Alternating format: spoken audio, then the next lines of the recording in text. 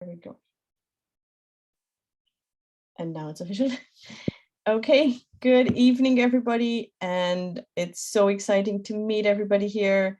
My name is Joanna Lutz. I am a human being who was absolutely fascinated and caught by Andrew's vision of the reforestation and just rewilding of the Great Forest of Aughty. And I was so happy to hear about the vision and the project and everything that I was like, yep, I'm in right away. So we have Andrew Ledger here, who is a sculptor, and he's one of the founders of the Woodland League, and he has these really good visions. Like, one of my favorites is the forest in the box vision, that he is bringing up future generations to love up trees and see how trees sprout from seeds, and hopefully, just like our children, they can grow and they can reforest this beautiful island. And we have Mary Reynolds here, who was just sharing with me beforehand how she is revolutionizing the gardening industry and doing a great job at it. And it's so good to have you here as well, Mary. And I will just give Andrew the floor here and let him introduce himself way better than I can, and just share about this beautiful and inspiring vision of his. So, Andrew. Thank you, Joanna. Thank you, Mary. And also just to say thanks to Ger Madden, the local historian, who wanted to be with us tonight, but couldn't actually make it. So we won't have Ger, unfortunately, tonight. And also just to say, I also work with another environment NGO in the area, CELT, who are supporting the Great Forest of Aughty. And a big thanks to CELT for setting up the opportunity of this webinar and the following webinar, which will be very interesting, looking at the Southwest Norway natural kind of regeneration of 50% area in 50 years with Dr. Duncan Halley on the 10th of October. So look, we'll get started. Thanks everybody for joining in and for taking an interest. And we just move through these, I hope. Sorry.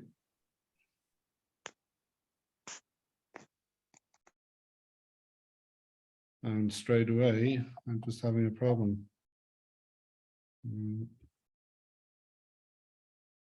Okay, if we just move to the beginning, looking at the early 1900s, we had less than 1% tree cover.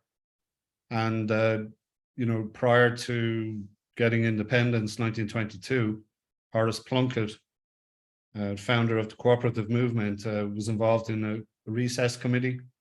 It produced a report in 1896, which basically called for a national forestry plan to be developed in tandem with national agriculture policy.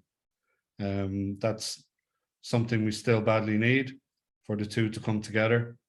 And from that report, we had the establishment of Department of Agriculture in 1899. A quote from that report basically is saying, the country is perfectly lined up to recover its forest area, and that, the conditions are ideal for forestry. We have very mild winters. We don't have extremes of weather. We have plenty of rainfall, and also the authentic landscape of Ireland is Western Atlantic temperate rainforest of hyperoceanic, which means rich in epiphytes and bryophytes. They're your lichens, your mosses, and your liverworts. And, to put that in perspective, the whole of North America has just over 3,000 of those epiphytes and bryophytes. Ireland has over 1,300, about 1,350 or 130. So for such a small island with less than like 0.2% area under ancient Western temperate rainforest, we still have this major abundance of those specialized organisms which are associated with that hyperoceanic temperate rainforest. Plunkett had a vision of a shelter belt along the west coast, which would protect the lands from the winds, and basically would have been and still would be of great advantage to farming and agriculture and all other activities further inland. He was ahead of his time as well, talking about the planting of mountains, regarding equalizing rainfall and temperature, and showing, you know, an understanding of how natural forests control climate, and, you know, also prevent the upland soils, about the soil erosion abilities of the tree roots, and also the management of our rivers and lowlands, flooding, etc. And he's also talking about preservation of birds which prey on insects hurtful to crops. So way ahead of his time. And as I say, that part of that kind of vision still needs to be realized. Coming back to what is the Great Forest of Aughty, so it's a legendary temperate rainforest that was known to Brian Boru, and it straddles East Clare, South Galway. It covers about 100 square miles, and it's connected to one of the most ancient Gaelic poems relating to the mountain being gifted as a dowry for a Princess Ecta of the Tuatha Dé Danann. So Ecta Aughty is coming stemming from her name. And in a time when the forest was the foundation of a successful Gaelic society lasting approximately 2,000 years, with unique Brehon law system and its own alphabet of trees, centres of learning. The footprint, as I say, of the Forest of Aughty is approximately 100 square miles. And there are references to this forest in the ancient manuscripts, and most recently in a paper published in 1909 by Thomas Johnson Westrop, who was lived in East Clare and did a lot of serious archaeological work in the early 1900s, and recorded a lot of monuments and a lot of local cultural heritage. We have him to thank for that. And as I say, the paper looked at the historic outline of forests in the counties of the Lower Shannon Valley, and also what was left there, what existing in 1909. That's a map courtesy of Gerard Madden from his books, Leave Aughty Ramble, showing the mountain, and that rough red outline corresponds to the externalities of that great forest. Looking at this map here from the 1500s, it's a British military map, and we've had it digitized on the right, and you know it's showing about 23% of Ireland still under temperate rainforest in the mid to late 1500s, from a book, Map Making, Landscapes and Memory. That digitized map on the right, we hope to make available to other communities so that they can find the footprints of their Great Forest of Aughty, in regard to possibly using the Great Forest of Aughty as a pilot project. And we can see in the Clare area the extent of woodland that included the Great Forest of Aughty, stretching off across the Gort and up towards Galway even in the 1500s.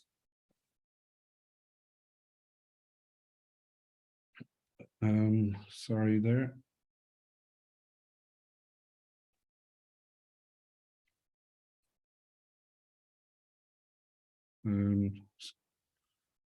Okay, forests in Gaelic Ireland, they were protected, trees were protected by law from times BC, the laws of neighbourhood.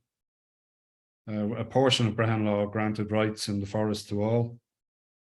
Trees, shrubs, bushes were divided into 4 groups of 7, which showed, again, a deep connection to the forest and also an understanding of the makeup of the forest and of the different plants, shrubs, trees.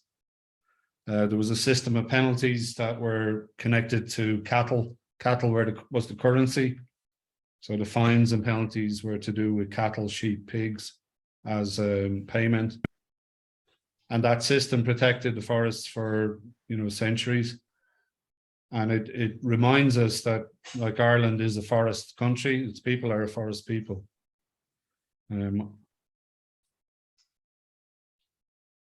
So, sorry, there seems to be a little bit of a problem with those slides. The list shows the night supply like cooking material of any wood, the framework for a vehicle, the shaft fit for a spear. I'm not sure if you can see if there's a problem with the slide you're seeing, but apologies for that. The tapering wood of 3 parts of a spancel, the makings of barrels, making of a butter churn, the wood for a horse rod, eclock, and wood connected with trenugud or triple division, which is something we are at a loss to know and fully understand what triple division actually meant and referred to in ancient Brehon law. So we see that the forest was seen as commons, as a place to basically take what you need, but take no more. And with the extent of forest in ancient Ireland, you would have had enough wood coming down in storms every year to be basically ensuring that people had enough of what they needed. When you bear in mind the population was probably 1 million to 1.5 million people, much less. And as I say, much higher area of forest. And as I say, there was a forest was seen as a commons. The Brehon Law Tree Code divided, as I say, the woods into the different trees, shrubs, bushes. The nobles of the wood, the oak, the ash, the holly, the apple, the hazel, the yew, the pine. It is sometimes asked why apple and say apple and hazel are in that list of nobles, that they're not kind of canopy trees, but they were very important. Hazel for the nuts and also the rods for building, for wattle and daub. Hazel was very important economic tree, and one hazelnut has more protein than 1 egg. They're also a nut that can be stored for about a year, full of protein. And with the apple would have been wild apple, and it would have been, again, important for medicine, in digestive issues and problems. And there was also a dye, a special dye that was obtained from, I think it was from the bark, from the inside of the bark, and it was some kind of a particular yellow color, beautiful yellow color.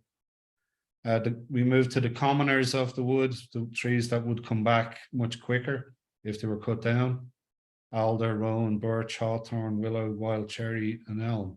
So they contain the kind of number of pioneer species, as I say, which are wild trees, which pump out huge amounts of seed and will self-seed very easily. And we move to the lower orders, the Fola, Fido.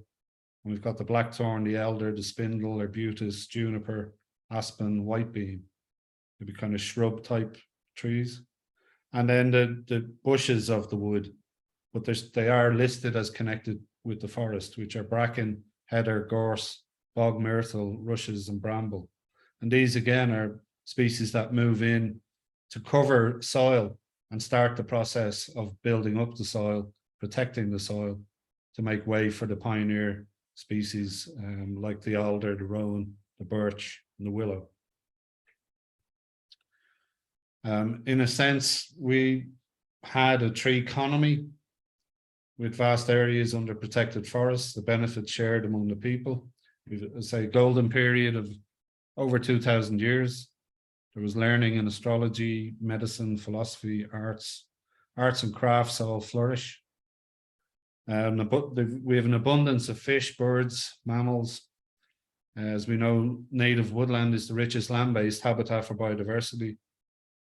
And the forests are, in a sense, they're like storehouses, they are supermarkets, and they are banks, natural banks of true wealth. And we've a list at the bottom of traded items. Tacitus, a Roman historian, in the first or second century AD, lists these items which are being traded with Ireland at the time. The ancient name of Ireland was Inish na Bheocha, which means island of the sacred trees. And in Latin, it would be Insula Nemorosa, which also means island of sacred trees. And the exchange trade, I suppose, would have been for salt, spices, possibly precious stone, precious metals, silks from, again, trade with India from the Silk Road, and wine, which things that couldn't be produced here or weren't available. But all in all, the country was pretty much self-sufficient. And we also, under Brehon law, have the sick are treated separately from the community. We have hospedale, we have the idea of hospitals, and we have a herbal medicinal tradition, again, which is linked to the forest and to the herbs and the trees and the resins of the trees, the buds of the trees, and the sap of the trees. It's recorded that the children are encouraged to follow the animals into the woods. Animals are grazing in the woods. It's like agroforestry is happening, and they're enjoying feasting on the herbs of the forest, as well as the nuts and the acorns.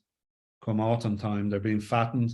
The pigs are being fattened, cattle, and we get a kind of picture of, again, the vast forests.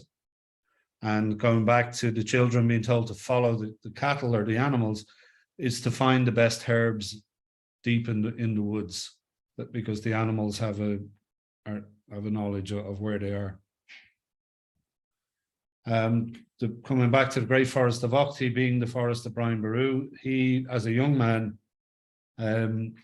basically takes on the role to fight against the Vikings, where there was complacency at the time that they couldn't be defeated. There was a lot of despondency, and he leads a band of warriors. They have camps hidden in the Great Forest of Aughty, and they're using hit and run tactics, and they basically start to become very successful and burn a number of ships and really do damage to the Viking incursions into East Clare. And Brian Boru's basically value in society rises from these activities and actions. He creates a safe fortress in the area of Derrybrine, in the heart of the Aughty Mountains, and that's recorded as being used as a place for diplomacy, for bringing the old, the young, and the sick in times of extreme war, where his base was in Killaloe, again, Killaloe at the bridge on overlooking Lough Derg, where they would have his name, Brian Boru, Brian of the Tributes, where tributes would have had to be paid. So Kincora was where his court was, as I say, in Killaloe. But as a young man, before becoming king of the O'Briens or the Dalcassians, he earned a reputation through his activities in the Great Forest of Aughty. So they're living off the land. They're sleeping in their phalange, their thick woolen, waterproof woolen cloaks, sleeping between the roots of the oaks, and copying or admiring the oak, the wolf, Mac an Tír, as a kind of inspiration for their prowess, their fighting tactics. And this connection with history highlights the potential for the cultural and natural heritage to merge together to increase the appeal of the Forest of Aughty to a wider local community. There is a rich music and storytelling tradition in East Clare and South Galway, so it would be really good to see that come in behind natural heritage and join forces to to basically envision the Great Forest of Aughty. This famous oak tree connected with Brian Boru is in Raheen Wood Estate, and that's the tree in winter time. It's a massive oak tree, which looks to, for all intents and purposes, that it was a sacred tree. In ancient Ireland, we have the tradition of Billa. The Billa was a sacred tree. Ireland was divided into 5 by 5 ancient sacred trees. 3 of those were ash, 1 was oak, and 1 was yew. And they divided the country around Tara, with Tara in the very centre. The Billa was connected with the crowning of kings, so it was acted as a silent witness.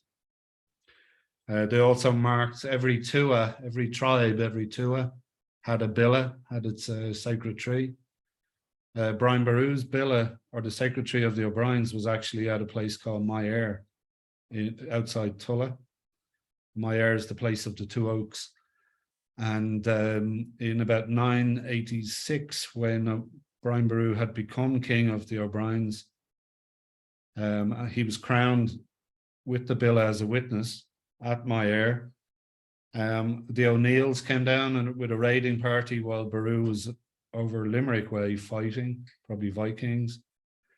And they basically uprooted the O'Brien's sacred tree, an ash.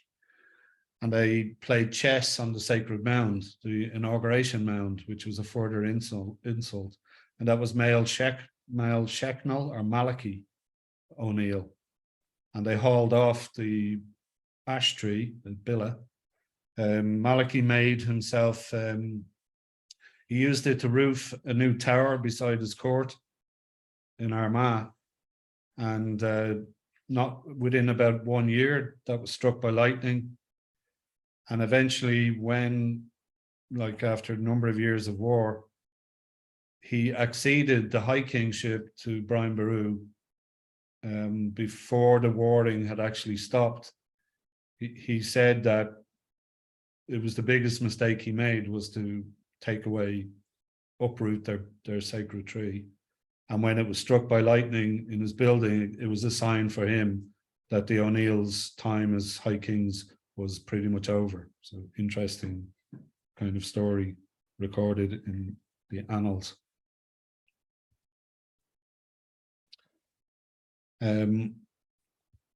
We have, the forests, as I say, are late 1500s. We're looking at, as I say, about 22-23%. But after the defeat at the Battle of Kinsale, the Gaelic order pretty much collapses. Not long after, we have speculators, we have like Sir Richard Boyle. He buys the estate of, it's Walter Raleigh's estate actually, and sells the oaks for 1 shilling per sound oak tree, becomes a very wealthy person, so wealthy he was able to loan the royal family, to loan them money. He uses the profits to buy the Aughty mountain and the forest in them, and invest heavily in the iron industry. We're looking at the beginning of the Industrial Revolution, and his family motto is "God's providence is my inheritance." And then an interesting kind of anecdote from a history of Irish forestry, where this expression, trees are an excrescence provided by nature for the payment of debts, where we're looking at a system that has come in that is basically putting a monetary value on nature, and is just seeing trees purely as commercial commodities. And we're moving away from trees as sacred. We're moving away from protection of trees, and we're into a kind of Wild West situation, where at the time of the iron industry, the most at this time, the blast furnace technology required huge amounts of charcoal. So the energy needed for the iron industry was charcoal, and it was the most expensive part of the process. So Ireland, being a kind of in a state of disarray and lawless, becomes a cheap area, or a cheap place for charcoal. And the Aughty mountain forests are cut down, and basically the stems are used for shipbuilding and for, say, construction. But the lop and top, as it was called, which is the crowns and even the roots, are burnt most likely in situ to create charcoal. Charcoal mounds are burning all over the hills. The hills are basically on fire. It's like it's like hell on earth, basically. And the lighter charcoal is taken down by pack horses to feed the furnaces, which have to be brought up to a very high temperature, and then they have to be maintained. So the other choice of this area for iron is the availability of bog iron, which is easily accessible on the bogs, on the blanket bogs and upland bogs of the Aughty. You have, as I say, iron available that's mixed with the charcoal and brought down in baskets. It's recorded there are 600 pack horses brought in from Italy to work around the clock, supplying four blast furnaces and one forge. So 5 industrial operations in the Aughty Mountains. The iron industry lasts for about 100 years in Ireland until there's no more wood. That's a map showing the areas. You can see the area of the Aughty, Clare, East Clare, South Galway, where you've got the 4 furnaces and the 1 forge. And again, you see other areas where there was still a lot of forest. And that's from Eileen McCracken's book, Irish Woods Since Tudor Times. And that just give an idea of how much oak was needed to make 2 tons of charcoal. There's 25 tons to make 2 tons of charcoal for 1 ton of pig iron. X amount there for wrought iron, and then a ship of the line, as it was called, a 74-gun naval ship, required 4,000 tons of timber, approximately 2,000 large oak trees. And just a reference to the quantity of charcoal needed. We have references of the destruction that's going on at the time. The vanishing woods, the downfall of the Gale, the downfall of the woods, the two went together. There's a quote from Spenser, the Queen Elizabeth I's first poet, Spenser: "Goodly woods, fit for building houses and ships so commodiously, as that if some princes had them, they would soon hope to be lords over all the seas and ere long of all the world. It's kind of referencing the connection between the building of the British Navy and the building of an empire. And the Daniel Corkery book, Hidden Ireland, just describing the stripping of the beauty of Ireland and its wealth, acid stripped.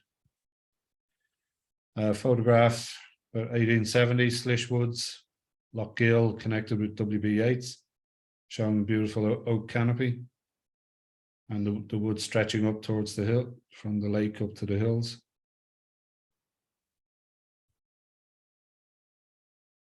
World War II demand for oak. We have the Irish government felling and exporting wood. They were under pressure, or they needed imports of probably, well, coal, oil, and hardwoods are in demand by Britain for the war effort. And we have a number of old estate woods felled and exported. So we have a kind of a wave of destruction of remnant oak woods that were easily accessible. The state then, has possession of these sites through the Land Commission and through the sales of estates. The compensation of landlords have been paid. A lot of the sites are replanted with Sitka spruce. Caoilte today have inherited some of the sites, and their estate consists of 27,000 hectares of these kind of old woodland sites, most of which have been coniferized. And a number of those would be in the Slieve Aughty footprint that we would like to see. Caoilte transitioning those woods as part under the plan of the Great Forest of Aughty, to bring them back to oak wood and assist in the process of joining by the rivers, streams, hedgerows, these riparian corridors.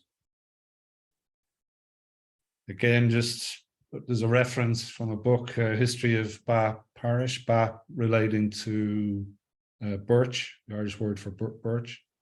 This is in South Galway near Gort, and the text is reference to Loch Cutra. So the shores of Loch Cutra are thickly wooded at that time, around 1940. It gives a list of trees that are there, and then this golden eagle is shot 1942.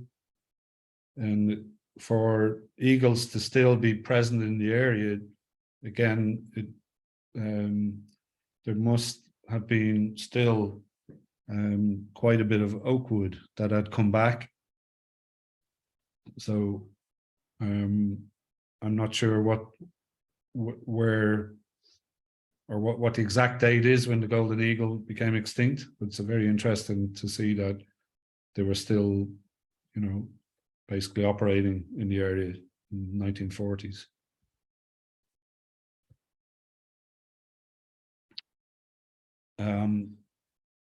Again, the original plan, the Woodland League came up with a proposal for integrated woodland management in East Clare in partnership with CELT, Centre for Environmental Living and Training. And it was aimed at the time there was an EU CAP health check for climate change, alternative energy, water management and biodiversity. And we're proposing to join the existing pockets of ancient and old woodland in the Clare, Galway, Aughty region. And we set out a local sustainable forest management standard under the 6 criteria for sustainable forest management. From that came, in partnership with CELT again, and the Toongraney Development Association, we had actually been working on a woodland project on 4 acres of Raheen estate donated by the owner, William MacLysaght, who sadly passed away this year. And that site had been clear-felled of conifers about 15 years earlier and was in the process of regeneration. And we removed, as part of a plan from 2008, to 2012. We would have removed non-native trees and created openings for planting oaks grown from seed collected in the ancient Raheen oak wood, which is nearby. And this was one of the first actions connected with the Great Forest of Aughty. The Community Native Woodland entered the All Ireland Pride of Place Awards and was runner-up in the Eco Community section, which is a good achievement for a small community project. That's just the school children walks and talks in that woodland.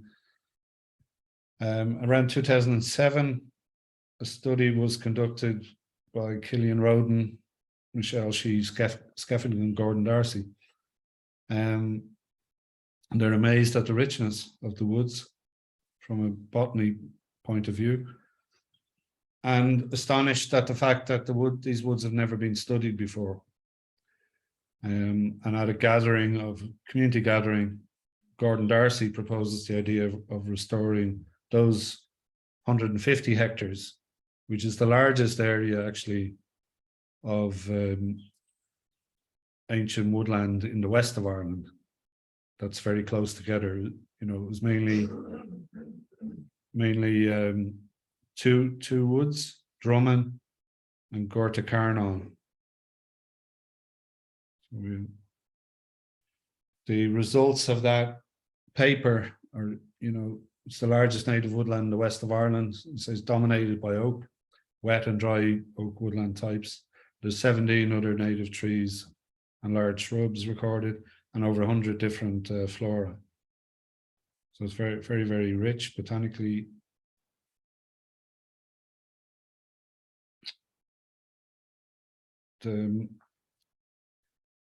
Around 2011, the idea, you know, again, of the Forest of Aughty, looking at the footprint of the mountain and looking at joining, again, the woodlands existing, the scrub, the semi-natural woodlands, and say Quilcha woodland sites, the old woodland sites, and looking at hedgerows, streams, rivers for ecological corridors, following on from the pilot project proposal. And that was refined again 2013 and 2015 with assistance from Dr. Fran Giacinto, an ecologist. And that was in response to an invitation to join a pan-EU native upland restoration project, including 5 EU partners, led by NINA, the Norwegian Institute for Nature Conservation. And that proposal was led by Dr. Duncan Halley, who we will have, as I say, in the October the 10th webinar about the Southwest Norway natural regeneration of native woodland. There are 2 phases we're proposing: the mapping, the surveying, and the creation of a forest management plan to actually implement the project. Unfortunately, we didn't get past second stage with that Horizon 2020 funding. And, you know, it's heavily oversubscribed, a lot of really good plans, and small pot of money for too many plans. From Thomas Westrop paper on the woods, there's a map showing just a small, well, an area of East Clare around Tulla, Fecal, on the just bordering with Galway, and it's showing, you know, there are over 30 townland names connected with oak alone in this area, all the dairies. And in the overall Slieve Aughties, there are over 50 townland names associated with forest, or forest trees, or forest, which tells us what the mountain was and what it can be again. Again, with the, you know, the place names is also an opportunity to bring in natural and cultural heritage and to merge those. Drummond Oakwood, as I say, one of the woods, part of that 150 hectare area. just a view from the road. When you're up there, you can see this beautiful, soft kind of broccoli woodland canopy, which is rare, so rare to see around Ireland. And you know, going back to the photograph of Slish Woods, it's that similar canopy, kind of a soft canopy of oak.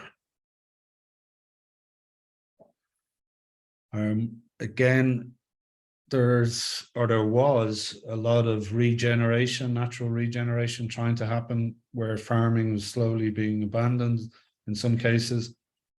We're hoping to map this, but unfortunately, some of these areas that were starting to regenerate have been sold, and then subsequently the regeneration has been grubbed out. So there's a kind of a one step forward, two step backwards in regard to the natural regeneration around the oak woods, the wooded areas. Which again, if the Great Forest of Aughty was to be implemented, would put a focus and a value on, you know, allowing this regeneration and give it a purpose. Just some photographs of the oak wood itself, which, you know, the woods are basically, they show evidence of having been coppiced. So they're like coppice woodland, which has helped them survive. So local people were using them as a commonage. And again, because they wouldn't have had access to heavy machinery or chainsaws, and, you know, it would have been carts, horse and carts. They were never, you know, there was never areas cleared. So it was always individual trees, small amounts of cutting for their needs.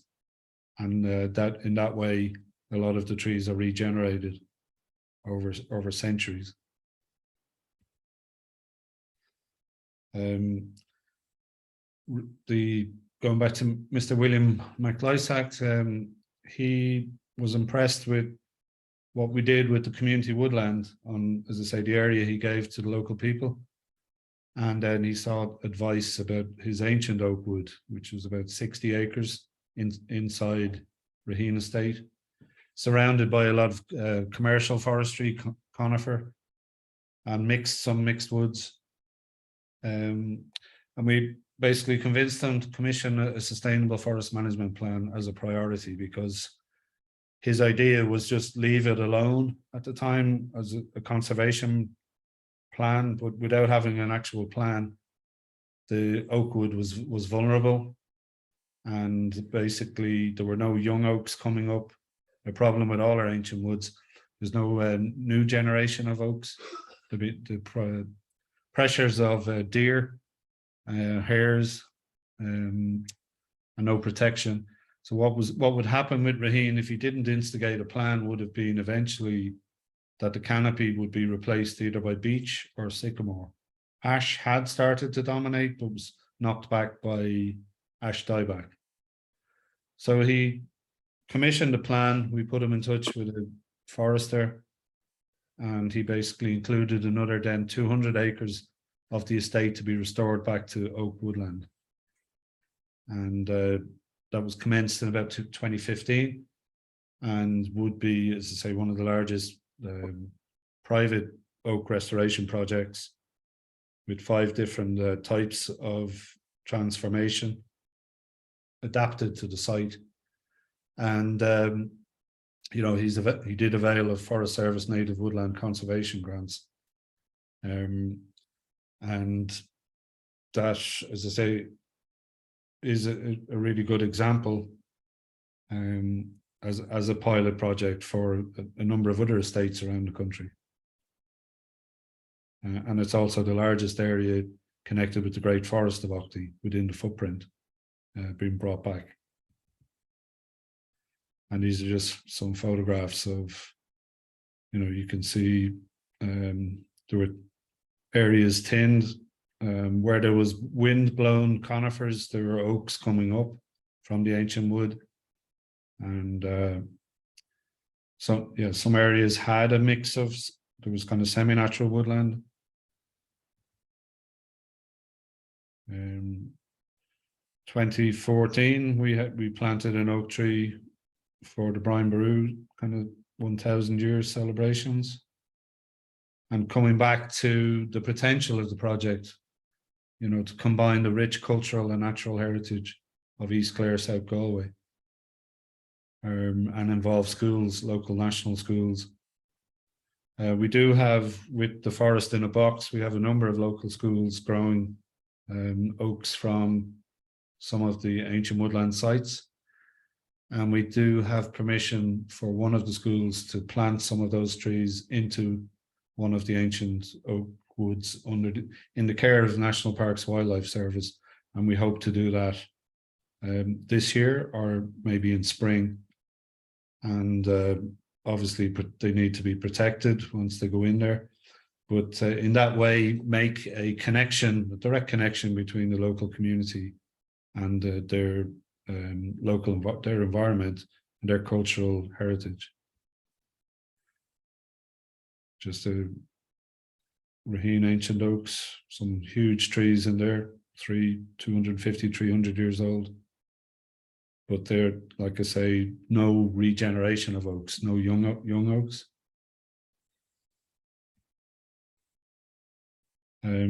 There's magnificent specimens, wild cherry, huge.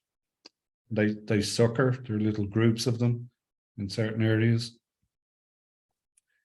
And that's again a spiraling oak beside a stream deep in the woods.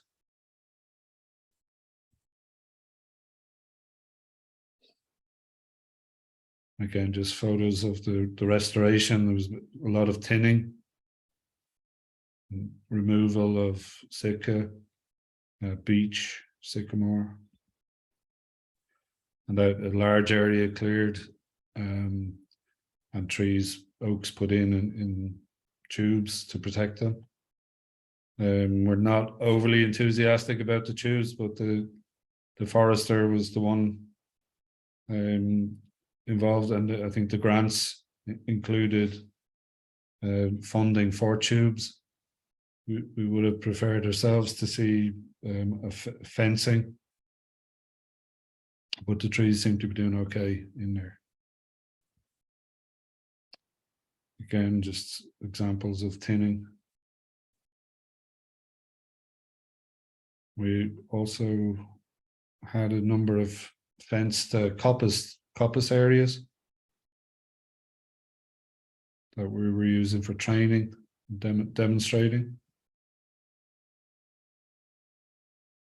Example of a brash hedge used from the lop and top. And these are from probably about 2017, 2016. They're all regenerating. You can see the thinned areas. There's a coppice with standards. We left, as I say, standards, some birch, some of those I think were oak.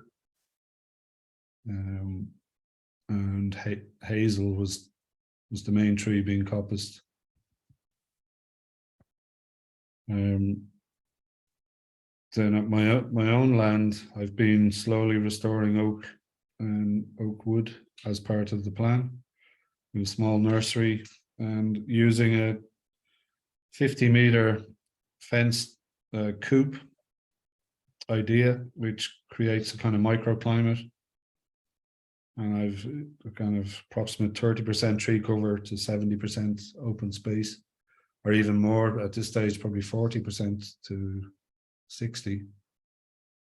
And I've got 30-foot canopy in places, huge improvement in soil, drainage, understory. And it's again up above Fecal in East Clare.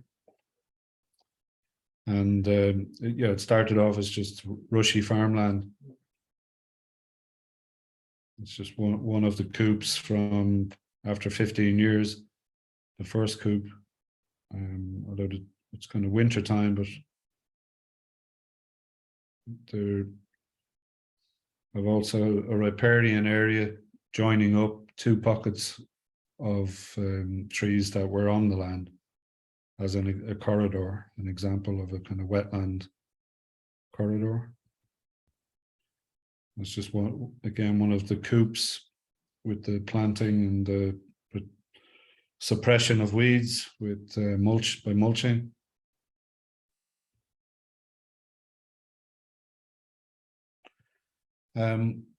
We've got access to a mapping system by a company called Tree Metrics.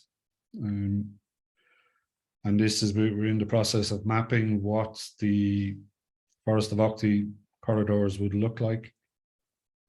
So this is the two big areas, that 150 hectares from the botanical study. And that's Drummond, say Gorta Carnon. There you can see spreading to Loch Cutra and running along the river Owen Dullalee River, related to that poem, the ancient poem about the Acta, Slieve Acta, the princess. So the Owen Dullalee is the river of the two milch cows. And we'd be looking to finish the mapping to show a matrix throughout, say, the Aughty footprint for the connectivity. And it is ideally placed. Just a model of how native woodlands, again, in the uplands, can help with flooding. Example from the Pontbryn project from Bangor University in Wales, which is an upland farm area, very similar to the Aughties, where a group of farmers, about 10 farmers got together, and it's only about 5% of the 1,000 hectares that they've targeted native woodland planting corridors, shelter belts, and the results are very, very impressive. But what they're showing there is how even young native trees roots go down through the pan, through the soil, and allow for water to go much deeper down to underground rivers and streams. And as opposed to grassland, which has much less absorption. So you're looking at the native trees giving 60% better water absorption rates. So kind of system of shelter belts also could be introduced into the Aughty project for reduction of flooding.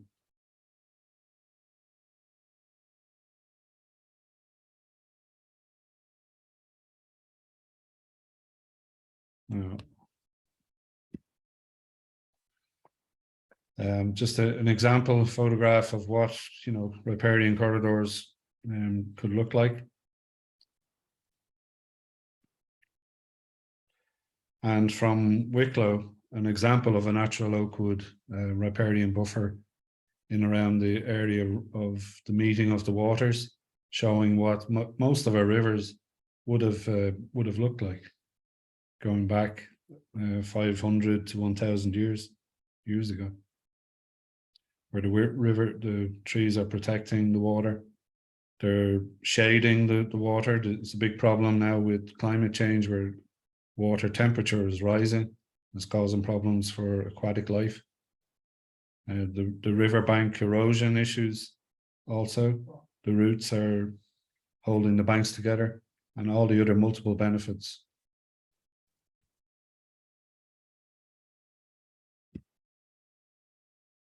And then just current opportunities and reasons, for the Great Forest of Aughty plan is in the next Ireland's Common Agricultural Policy Farm Plan. Farmers are now will be permitted to have 50% of their land under scrub, which is pioneer woodland, or trees, and still retain their full basic payment. There's an EU-funded, EPA-led water catchment survey project just begun in the area, focused on Loch Graney and its tributaries. There's a proposed Greenway project between Athlone and Galway with an option to pass through Derrybrien. There's a successful hen harrier EIP concluding, which has involved most of the Slieve Aughty farmers. they've engaged positively with this eco measure, which highlights the appetite of local farmers to engage in nature and biodiversity protection. We've also have a climate and biodiversity emergency declared in the Dáil since 2019, and this plan is ideally placed to act as a pilot project for climate and biodiversity mitigation, with benefits for everybody, you know, for farmers, for nature, for communities, for school children. It also fits the EU biodiversity strategy, the EU forest strategy, and higher level UN conventional biological diversity aims and objectives, and also the Article 17 Annex 1 habitats reporting and management of Natura sites. There's also a new scheme which is native trees, a native tree area scheme where 1 hectare of native trees can be planted without needing a license. So that's currently going through a process of public or consultation. And you also have a woodlands for water measure that's going to be included in the next Irish forestry strategy. You know, we also have, without going into too much detail, we know, you know, our water quality is severely impacted upon all over, but especially in the Slieve Aughties. There's water quality issues. You've also got flood issues, and you've also got, you know, biodiversity, which is a problem all over the country. We've got biodiversity pressures everywhere. So you know, it would be a good time to start actually looking at bringing partners together to implement, to take this to another level. So supporting community kind of actions, we have CELT's work and Woodland League, biodiversity, native woodland workshops, training. You've got the Untitled Woodland Conservation Group looking at the Gorta Carnon and Drummond woods and along the river there.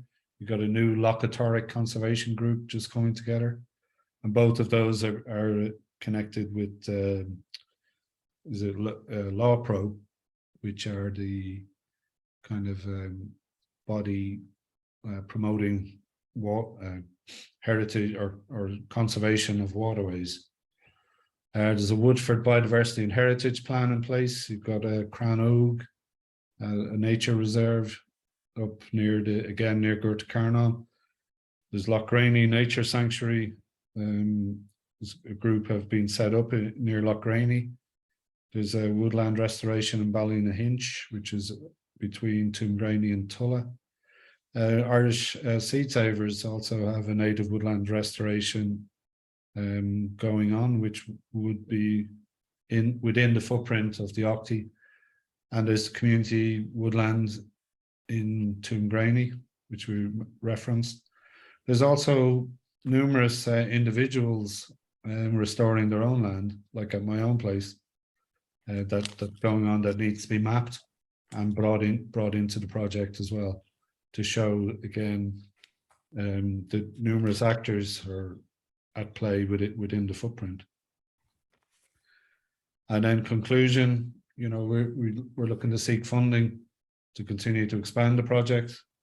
Up to now, it's not had direct funding. It's been done kind of piecemeal and on voluntary basis regarding some of the private landowners involved. By working with the local schools and the communities, we hope to inspire, you know, their buy-in to the project, and we need their what calls key. The communities and schools are key to the project, and the farmers, and so we hope for them to see the benefits, the multiple benefits. And we believe, you know, the project will bring tourists into the area and ensure that there's, through ecotourism. You could have, for instance, booley houses made of wood, wooden cabins made from some of the potential woodland management in the future, and again create a new local tree economy. At the moment, firewood would be the initial resource and then from ongoing thinnings, and then until a craft wood non-timber product market is created and manifested within the area, and to provide meaningful local employment.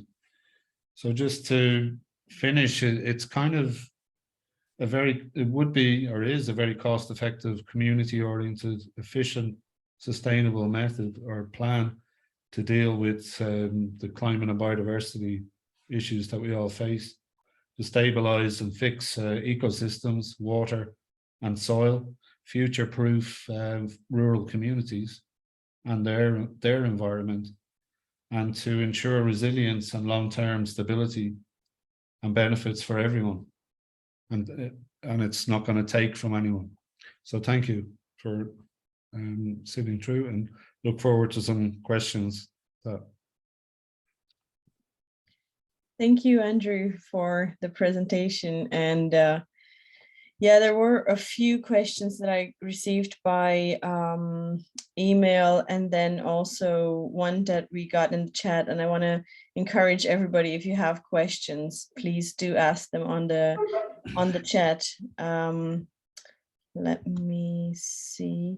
Yeah, please do ask them on the chat. And one of the questions and Mary, would you please also bring in your perspective and wisdom and really special expertise in rewilding. Yeah, we have much more expertise on this than me now, in fairness. We have I can see loads of faces and voices online here who know a lot more than me, but I'm just here to support Andrew's vision, really, just because I think it's really important, Yeah. Andrew, would you please stop your screen sharing so that we can just see you. Yes, perfect. Thank you. And thank you, Mary. So there was this one question, if I can just get into the chat. And the question was from Jason, and he was saying that there are 30 acres of ancient oak wood in the next parish next to me in Derrymore, but there is very little natural regeneration due to cattle and deer. How do we preserve what little surviving woods that they still survive without any management?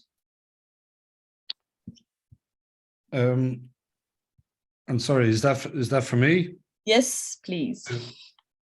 Okay, well, without seeing it, but ultimately it is fencing, protecting against the browsing and the grazing, and whether if it's 30 acres, to fence the whole thing would be very expensive. It also, I suppose, stops, in a sense, it can, like, in a sense, almost sterilize places if the whole thing is fenced.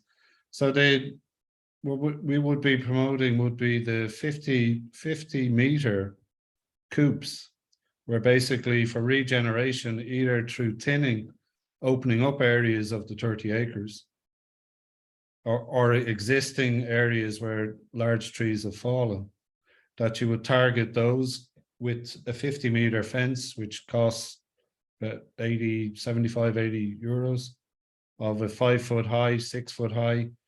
I have about 7 coops, and the first ones were only 4 foot or 5 foot high, and deer never jumped them. They're in a circle as well. They could easily have gotten in, but 6 foot would be ideal, 7 foot even better. And as I say, it's a kind of simple 2-inch gap fence, cheap, with wooden posts. and you target the areas, as I say, either that have naturally opened up, because for oak, they need so much light, they need serious amounts of light to regenerate. So by, as I say, leaving the wood in as natural a state as possible and introducing fenced areas, that's what we would be proposing to allow the regeneration in those coops. And the coops, you know, the first one I put in over 17 years ago is basically fallen down, but it's no, after about 5 or 6 years, once the trees get resilient, they don't need it.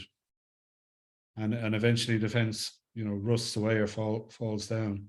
But it's good to keep the fence as long as possible to give them every possibility to harden up. So, and again, it's a very cheap method, the coop with the cheap fence and the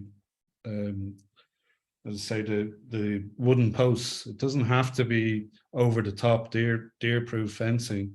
Forest Service recommendation is kind of 8 foot with massive wooden posts. Doesn't need that. So it's too much, and it's very cost, as I say, cost prohibitive for private people. And even with the grants, the specification of the fence is really expensive.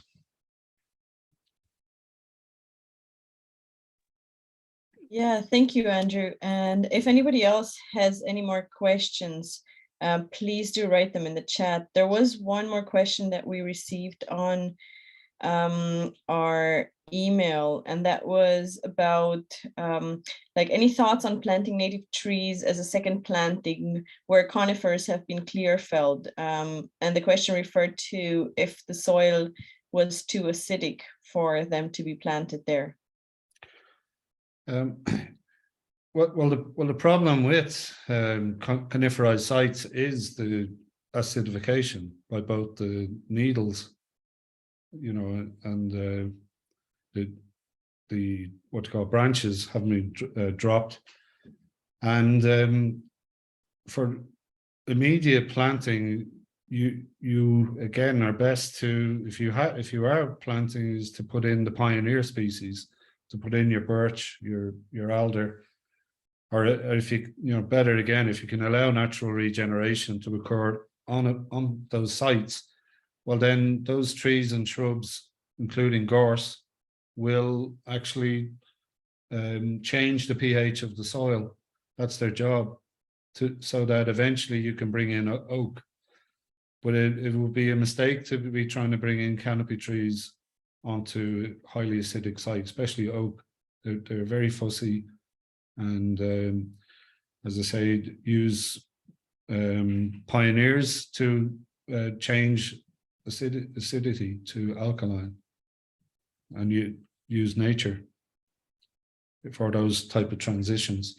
Thank you, Andrew. Yeah, that's really important to know, because there are a lot of people these days who have seen they're creating little nurseries and they're just planting any tree anywhere, and then they can be clear felled, or they're being eaten, or it's just not their soil. So this is really good to know. And so we have another question, like one was from Frank, and he was asking how many people roughly now live in the old Great Forest boundary, if you know that, Andrew. I don't actually know. It's a good question. It's not a heavily populated area, so you'd have population centers around the edge, because a lot of the area would be under, you know, well, it's farm and also Quilcha. There was up around where Derry Brine is. There was, before the Land Commission, there was a commission called the Wasteland Commission, and a lot of the Aughty area was up around Derry Brine in particular was listed as wasteland back in the early 1800s, and that was probably where you've blanket bog and peat bog as well. So it's not highly populated, no. As I say, the boundaries of it, and where you've got towns, you've got Gort, Tulla, Scariff, they would be Portumna, Killaloe. But in the Aughty area, it's small farms and small communities, small villages like Fecal, Flagmount, Derrybrine itself. But going back to the rich history and traditions in the area, there's a thriving Irish music, traditional music scene. You've got Kiltis, Tulla, Kiltis and Tulla. You've got storytelling in the Aughty or South Galway. There's a number of I think music groups. So there's great, as I say, there is a thriving kind of a cultural heritage connected with the music and the storytelling. It would be great to see a crossover of that into natural heritage. And it's happening. In Armagh in particular, there's uplands, native woodland restoration, and it's community organized, community run, and it's bringing in their old songs, their music, and it's combining. So we have examples out there to follow. Thank you, Andrew. We are having quite a few questions coming in, and they're really, really good questions. So one would be, I'm just going to take them as they come. One would be if you would recommend leaving gorse on a fallow site.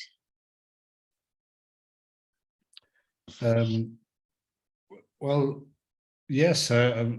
For what? For natural regeneration, gorse is, if you look at the old tree lists, gorse is there in the Lussa Fado. So gorse is a nitrogen fixer, it gives you cover. And for upland restoration, the young trees need cover. They're also useful for soil improvement, and it can be managed with your woodland. And eventually, if your canopy closes over, well, then the gorse will retreat, or it can be managed as a resource. So yeah, absolutely, gorse is good. Perfect, thank you. We've got another question from Sonia, who's saying, thank you so much, Andrew. I'm curious what you have to say about the bog. More specifically, do you think it would be a good idea for the vast bogs in the Aughty area to be planted, for example, in Derrybrine, taking into account that the bog is a valuable ecosystem and also as a carbon sink? Well, the Aughty project, we're not proposing to plant everywhere. We're proposing corridors, a matrix of ecological corridors along the rivers and streams, and also maybe hedgerows, shelter belts. And what we're trying to aim for is about 30% of the area to be brought back to native woodland, and that 30% is coming from George Peterkin, an expert on ancient woodland, who George worked with Oliver Rackham, who between them, gave a focus to ancient woodland, the importance of it from their lifetime's work. So Peterkin, from his lifetime's work and studies, maintains that in order for woodland ecosystems to thrive and to more or less even self-regulate, you need at least 30% of an area back under mixed woodland. And to feed into connecting ancient woodland, the complexity of biodiversity to be found in ancient woodland, you cannot recreate that by planting. What we're hoping to do is allow some of it to move, by creating space for nature, either through natural regeneration or targeted planting, where that option isn't available. And that we, to hope that the biodiversity will in time move itself into areas. It's a long term, you're looking at 100 years. Tree time is much longer time than human time, and that's what we need to start thinking in long term. So the bog, no, we're not talking about planting the bog. A lot of the bog is planted by Quilcha, so But we, looking at again the follow-up presentation by Duncan Halley, Dr. Duncan Halley, will show areas of bog that regenerated in southwest Norway, where you've got dry patches on bog. They've got oak, birch, willow islands, and they're coexisting with bog. So we can have bog woodland. It shouldn't be all or nothing, but certainly not to, the bog absolutely is valuable in its own right and needs to be protected. But we shouldn't be afraid of some trees on areas of bogs, So. Thank you so much. This is so valuable, and just this lesson of how nature can coexist and that everything has its place and its time. Yeah, but also, like many other people who've joined this, we're all learning. None of us know, have all the answers, and we're all trying to learn and trying to adapt and trying to, I'm answering as best I can based on experiences, practical at my own land, and in projects that we've been involved with. And it's a lifetime learning process. And but we do all need to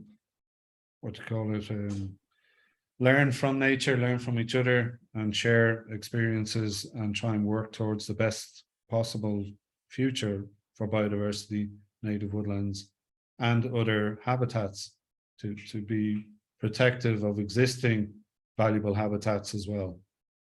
Make a point about ground nesting birds, the hen harrier, the pearl mussel. So we've got to be sensitive in what we do and not rush into things, and try and give nature space and give time, and in our planning be flexible in our planning and be prepared to change our plans, and observation, a lot of observation and listening.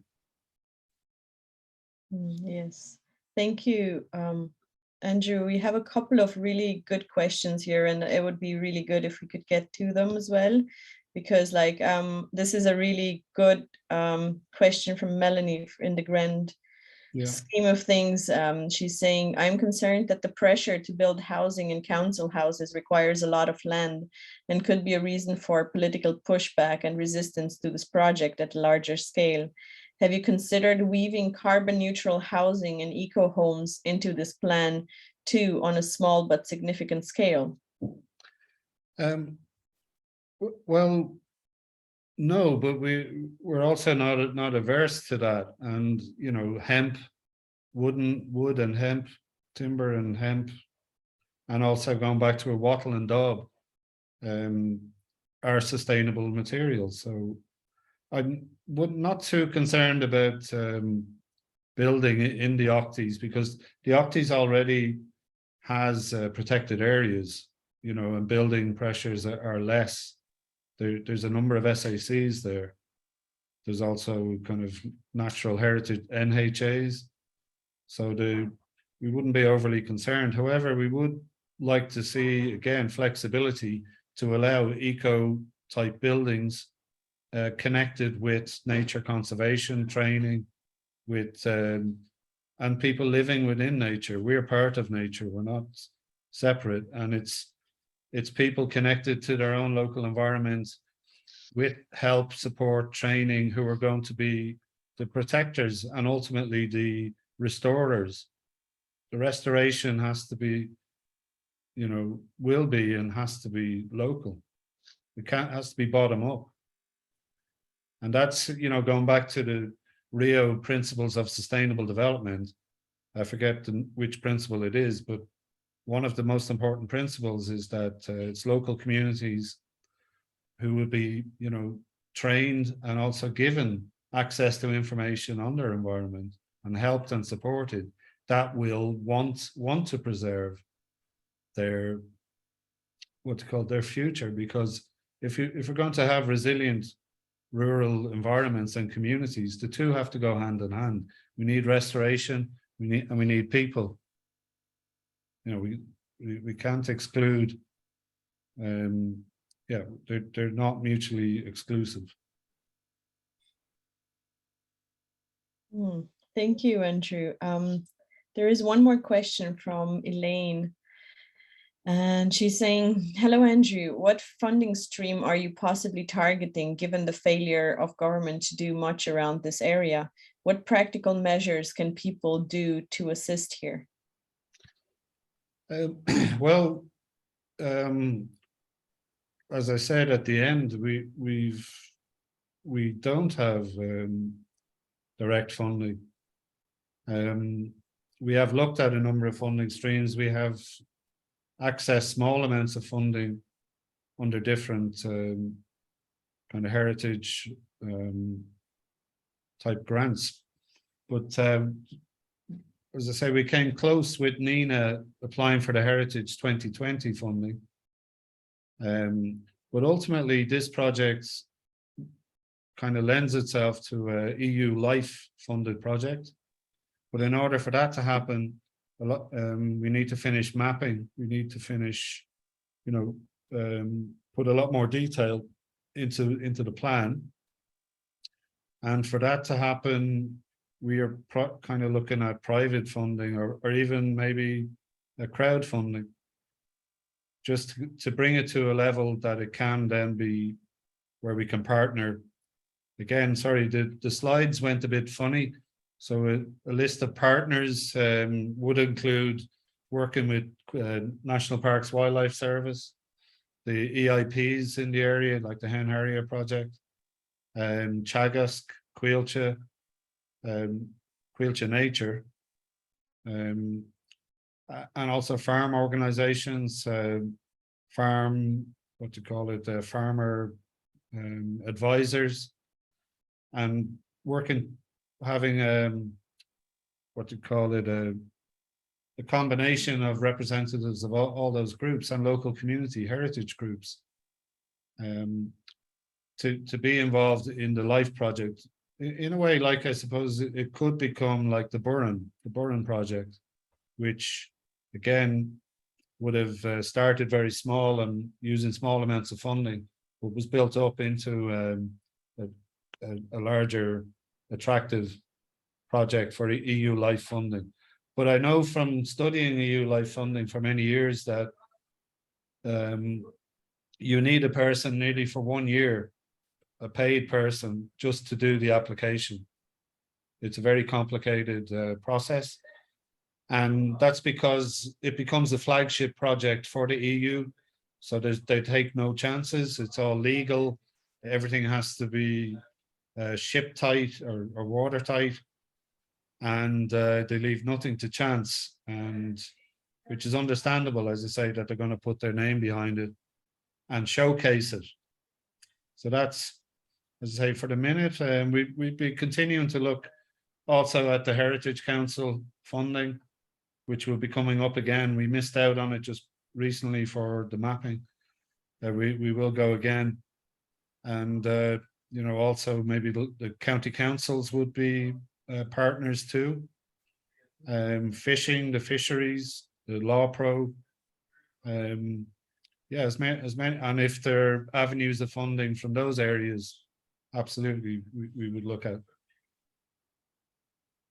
Thank you. I was just thinking of one thing that I really feel you could maybe, if you agree, to touch on, because it ties into what you were just saying now, for the Great Project of Aughty not only being relevant and important for the Aughties and for the area, but being also replicable, that it is something that we can also, it can be also a flagship for Ireland.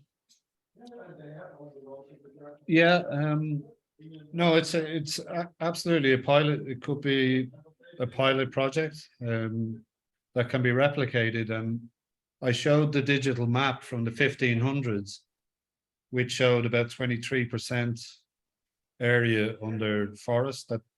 That can become the for other communities to follow, to find their footprint. And like I say, we're not talking about blanket planting.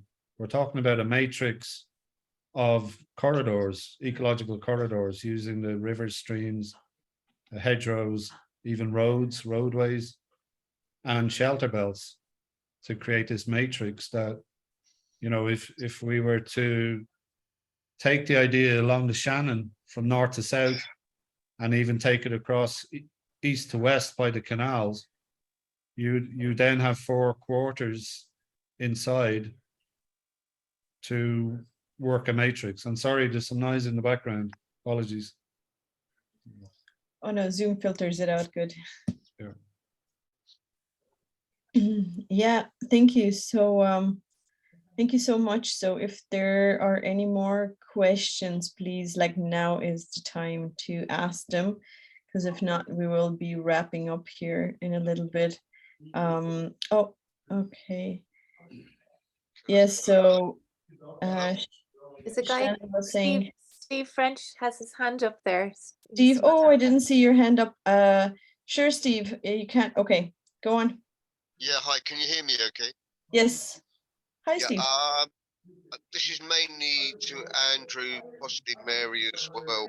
With projects of this nature, we're kind of talking about a number of approaches to make it successful, kind of basically involving, say, firstly the community, involving private landowners, and involving government policies.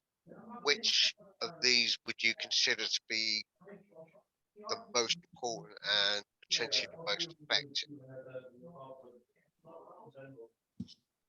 in order to get the scale of change that we need to make these things work? Sorry, which of the stakeholders is it? Yeah, like whether the community actions or the actions of individuals and private landowners, or whether the government policy. Well, we need, I suppose, we need a platform to bring them all on. Yeah. We need public partnership. We've a state, a government happy, to engage in public-private partnerships with corporates. We also need a public partnership platform to bring all these actors together and provide a neutral space where they're all valued. They all have a value, and that there's a sense of ownership. So the landowners, the communities, the farmers, they need to be assured that they're not threatened, and that this project will help. A picture needs to be painted of the resilient future and a sustainable future with benefits for all, for everybody. That everyone who engages and invests in it will get something back from it. And that the more of a cooperative approach and a stakeholder approach that respects all of them will bring results far quicker, and will also stimulate the state's reaction, or state bodies, to support and engage more. We're hearing more, we're going to have more money for biodiversity, more MPWS staff or people, or there'll be more of a focus on biodiversity, but we need to transform that into more action and to use some of that funding to create dialogue, to start the ball rolling. And schools are essential, because it's the school children will be the leaders of the future, and it's their future. And a lot of children are very worried, extremely worried. You can't blame them. So great, yeah, all of them. So potentially creating this platform where we can bring these groups together. That's got a lot of use anyway. Yeah. Yeah, maybe the PPNs that have been set up, these public participation networks, they're in every county. They're only operating a number of years, so maybe they can be brought to bear in terms of creating this interface that's needed. That involves school children and teenagers sitting on involved in decision making and giving them responsibility. Yeah, I particularly involvement. like your idea of the culture and the music and stuff like that as well. I think there's a lot to be. And sport, sorry, another partner is the GAA, you know, and soccer clubs, rugby clubs, they should be all brought in. As you know, it's up to all of us. So. Okay, thank you so much. Look, there is a lot of support. Thank you, Steve, and thank you, everybody. There's a lot of support. There are, look, Sonia was saying that she would like to get involved, and I was gonna ask anybody who would like to get involved in any way, shape, or form to drop us an email on the email where I sent you the invite to the event to, and then I'll make a list and I'll forward it to Andrew. And also, sorry, if people can give permission for further updates, you know, if they want to be on a list. And then one thing I didn't mention, I suppose, is we do have a campaign at the moment, which is aimed at the objectives of the Forest of Aughty, to do that nationally. And that it also involves reform of Gaeltacht to participate in this. And that has about over 3,500 signatures. And it's on, the petition is on the Woodland League Forest in a Box.ie website. So if you can sign and share that, because we also want to bring that to Minister Hackett when they announce the next forest strategy, which is any day, or you know, in the next couple of weeks, we're going to have a new forestry program and forest strategy. There was an announcement of over 100 million being spent on forestry, but in all that I've seen, there's very little focus or emphasis in what we're proposing here on the ancient woodlands, our most valuable terrestrial habitats. You know, so there's a lot of focus on new planting, afforestation, but we also need to protect and expand and connect the ancient pockets, the remnants, making up, as I say, 0.2%. There needs to be some of that 100 million put aside to achieve that. So if we can get that petition up to about 5,000, that's carries a lot of bang for its buck, and gives a mandate for the Forest of Aughty and also for it to be rolled out in other places. So if you can do that, that would be great. Thanks. Okay, so thank you so much, everybody. And let's keep in touch. We will post this recording, the recording of the talk, on the Woodland League YouTube channel. So please feel free to share it. Thank you so much, Mary, for being here with us. And I know you're under a bit of a time pressure. Thank you so much. Would you like to add just a couple of words before we wrap up here? Yeah, no, I just think the simplicity of this plan is something that, you know, can really make a huge difference. So yeah, if anybody can think of other ways to support Andrew's vision, you know, I'm sure he'd appreciate it, particularly with funding and things like that. And because I think there definitely needs to be funding involved so that farmers can be supported and there's a just transition, and all those things need to be considered. So, but it's great to have somebody with an actual vision, you know, because there isn't that many of them. So yeah, so it's great to have him here, and he needs as much support as possible. So thanks, Andrew. And I have to go and collect the kid, so I have to go. Okay, thanks, Mary. Thank Thank you. All you, right, Mary. thanks everyone for coming. Thank you so Take care. much. Bye. Bye. And yes, this is what, you know, this is. It has a great vision, and it benefits everybody. And so please do email us in the email that sends you the login link, and we will keep you posted. And we will also, I will send everybody the information about the talk on the 2nd, on the 10th of October, excuse me. And then it would be, yes, so please do get involved, and maybe we can talk about doing a fundraiser or anything like that. Yeah, and if I may just say as well about the Southwest Norway presentation, it's about an area equal in size to Connacht and Munster, which in the night was kind of due to abandoned farms in around 1960s, due to reduced grazing pressures, that they had a 50% native woodland regeneration in that area in 50 years.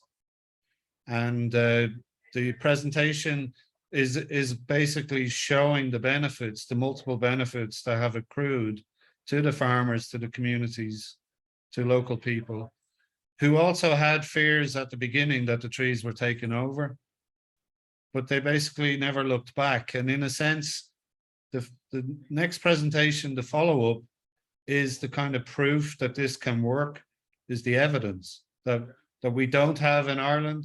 We don't have the models, but it's happened in Southwest Norway, an area with the same climate, the same kind of landscape, the same social kind of issues, where they'd lost their forest. The people were reduced to turf, living in thatched cottages. The landscape was bare.